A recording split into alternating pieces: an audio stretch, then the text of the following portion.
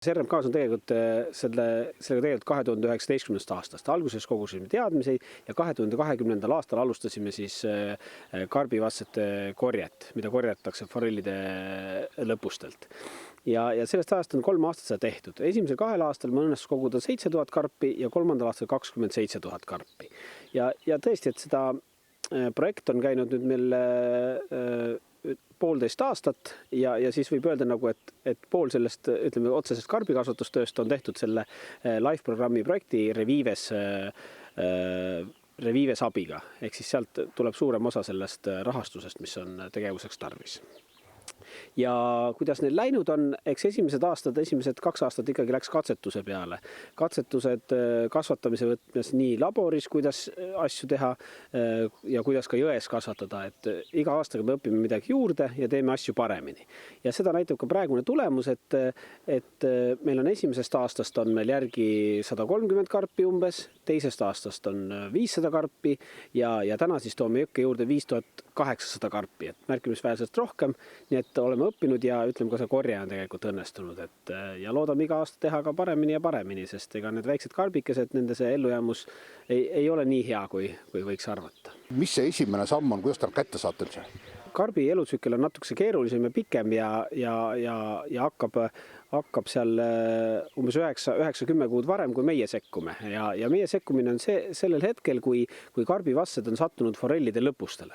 Ja siis me püüame teadlaste abiga forelle ja hindame nende nakatuvust ja mis on hästi nakatunud, need forellid me võtame siis enda hoida umbes 2 kuuks ja kogume siis nende lõpustelt seal 1,5 jooksul langenud karpe. Ja sealt hakkab meie kasvatus siis algus laboris ja pärast siis hiljem jões. Et karbi kasvatusega, ega me ise veel täpselt ei tea, kui kaua meil läheb, aga võttes teiste maade kogemust aluseks, siis karpe kasvatatakse kuskil 5 aastat. Ja peale 5 aastat on need karbid piisavalt suured ja nad juba ei ole enam jõepõhja mitte kaevunult ei ela, vaid nad on juba jõepõhjal, ütleme osaliselt jõepõhja sees. Ja need on need karbid, keda me võime juba jõe ääres märgata, kui me hästi terava silmaga vaatame.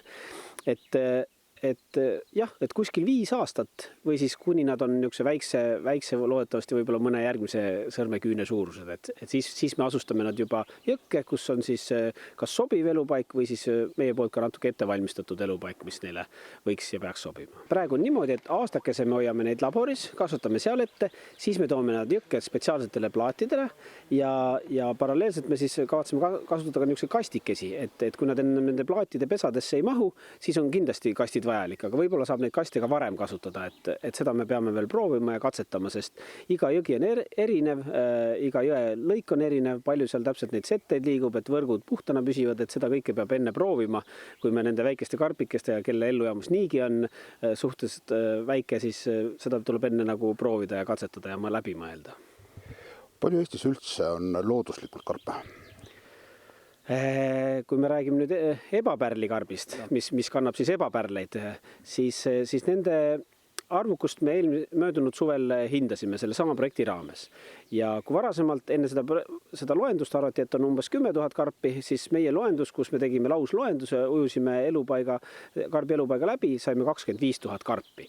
Et õnn oli see, et me leidsime ka karpe väljaspool tema elupaika, mis nüüd loodetavasti võetakse ka Keskkonnaameti poolt kaitse alla ja lisaks siis me leidsime ka natukese noori. Me leidsime küll väiksemaid kui 7 sentimeetriseid karpe, leidsime umbes 100. Aga ka see näitab, et jõega kõik ei ole viltu, et midagi on viltu ja võimalik, et me saame seda parandada. Ja nüüd selle projekti raames on ka tähtsal kohal on ka see, et mitte ainult kasvatamine. Kasvatamine on sellest projektist ütleme neljandik. Neljandik on seire, mida teeb Tartu Ülikool ja umbes pool, mis on kõige tähtsam, on tegelikult see just, et me neid elupaikasid taastaksime. Et siin on just plaanis need märgalade tööd suured, et taastada märgalasid, et veed nii kiiresti peale vihmavalunguid ja talvist, ütleme, jääsulamist ei tuleks jõkke ja ei tekiks need väga suured jõe kõikumised ja erosioonikanded vette ja nii edasi. et elupaigatööd on tegelikult esmatähtsad. Kasvatustöö on hädavajalik sel perioodil, kui karbid ise hakkama ei saa. Kui me esimese hooga vaatame, et te ütlete, et 25 000 ebapärlikarpi on jões, võib tunduda, et see on hästi suur arv, aga tegelikult palju võiks olla ja palju peaks olema nii-öelda erineva vanuserühma neid ebapärlikarpe jões? Tänasel päeval see jõe probleem ongi see, et jah, 25 000 tundub, et oi, karpe nagu on ja neid leidub, aga tegelikult on probleem selles, et nende keskmine vanus on sinna kuskil 60 aasta kanti, mis tähendab seda, et me natuke oleme õnnelikud, et meil on vanemad karbid, kes annavad veel järglasi, aga samas meil puudub noor põlvkond. Ehk siis seda tööd ilmselt, mida me täna teeme, alustada 20 aasta pärast ei ole enam võimalik. Nii et meil on ka natuke see kiire. Et karbi elutsükkel või karp tegelikult elavad isegi 100-aastaseks ja võib-olla vanemaks, et Eesti tingimustes, et sinna pannagi selle 60-40 aastat otsa tähendabki, et meil on natuke kiire ja siis peab olema juba need põlvkonnad, kes siis juba annavad järgmiseid järglasi, et tegutseda tuleb kiiresti ja operatiivselt. Miks see probleem tekkis, et miks ei ole noori? Me ise arvame, et selle jõe probleemiks on just need erinevad setted, mis jões liiguvad.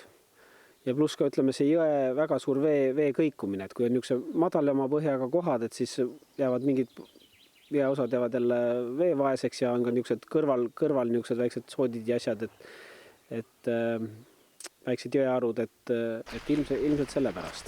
Kaua seda seiret peaks tegema? Jah, et seal kuskil 15-20 aasta vanuselt, et nad hakkavad uuesti järglasi andma ja sinnamaani see, või üleüldse on see, et mida nooremad nad on, seda tundlikumad nad on. Ja kindlasti me seda tegevust paari aasta takka ka ikkagi vaatleme ja seirame, et eriti nendes kohtades, kus me kasvatame või kuhu me nad siis vabastame, et need jõelõigud on ju suhteliselt lihtne vaadata, et ei pea tervet jõge läbi vaatama, aga saab ainult selle lõigu vaadata.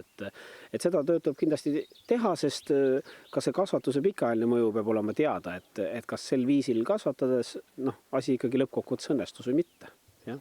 Ei saa jätta küsimata seda, et 2 aastat nüüd on olnud nad jões siin, et kas on kõik läinud rahulikult, ei ole mingit marodööritsemist olnud?